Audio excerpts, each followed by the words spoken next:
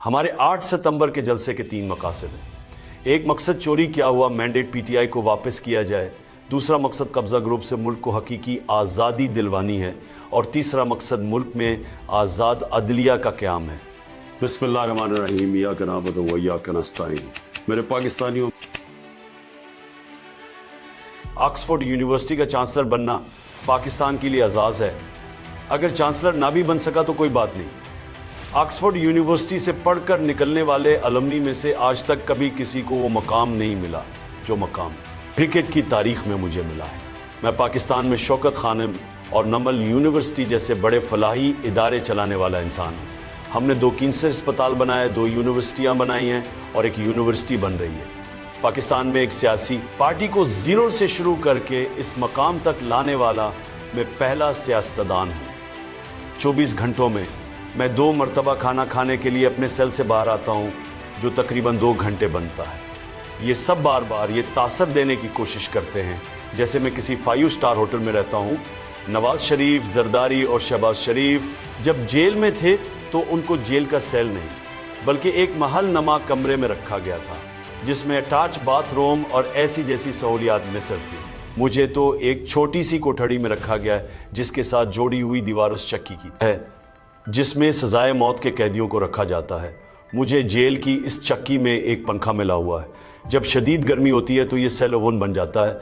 मैं शिकायत नहीं कर रहा, लेकिन चाहता हूँ कि मेरी कौम को पता चले कि मैं किस हाल में यहाँ रह रहा हूँ। मेरी जेल के सेल के बाहर सिक्योरिटी पर मामूर अहलकारों को डरा कर मेरे सेल से दूर कर देते हैं। इनको ये लगता है कि मैं सिक्योरिटी पर मामूर अहलकारों से बात करके अपना वक्त गुजारता हूँ। मेरे पास तो पढ़ने को इतना कुछ होता है कि मुझे किसी से बात करने की ज़रूरत ही नहीं। मुझे तो ऐसे लगता है कि मैंने यूनिवर्सिटी में फिर से दाखिला ले लिया है। ज़िंदगी में अपनी मसरूफियत की वजह से मैं जो मुताला नहीं कर सका, अल्लाह ने मुझे अब मौका दिया कि मैं अब उसको पूरा कर सकूं।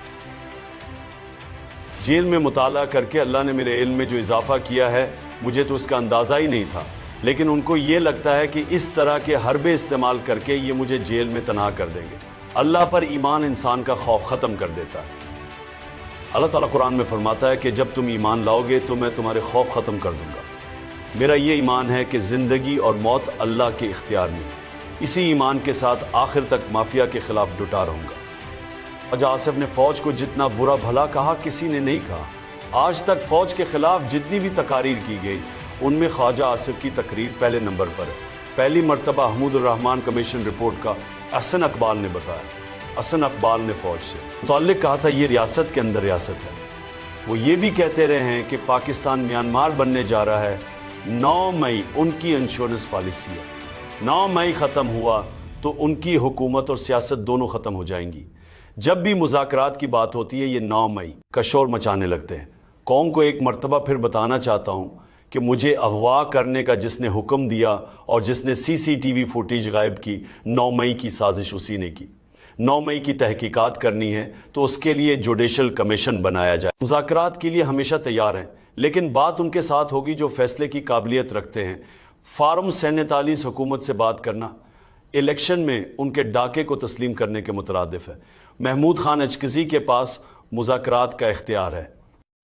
गिनेस बुक में 2 नई एंट्रियां होने वाली हैं। एक एंट्री इस यू टर्न की होगी जिसमें वोट को इज्जत दो का कहकर बूट को इज्जत दी गई। नवाज शरीफ 2.5 साल तक वोट को इज्जत दो का कहते रहे और फौज और मार्शल लॉ पर तनकीद करते रहे और फिर इसी फौज से डील करके वोट के तकद्दुस की पामाली की पुरानी रिवायत को बरकरार रखा। गिनेस बुक में दूसरी एंट्री इस पर होगी कि नवाज शरीफ चारों चीफ मिलाकर खेला फिर भी हार गया। दूसरी पार्टी को मैच खेलने ही नहीं दिया गया। जमहूरियत की बातें करने वाले बोर्ड के आगे लेट गए हैं। नवाज शरीफ के बारे में पतन की रिपोर्ट है कि यास्मीन राशिद से जितवाने के लिए नवाज शरीफ को 74,000 वोट डलवाए गए। पाकिस्तान जिंदाबाद।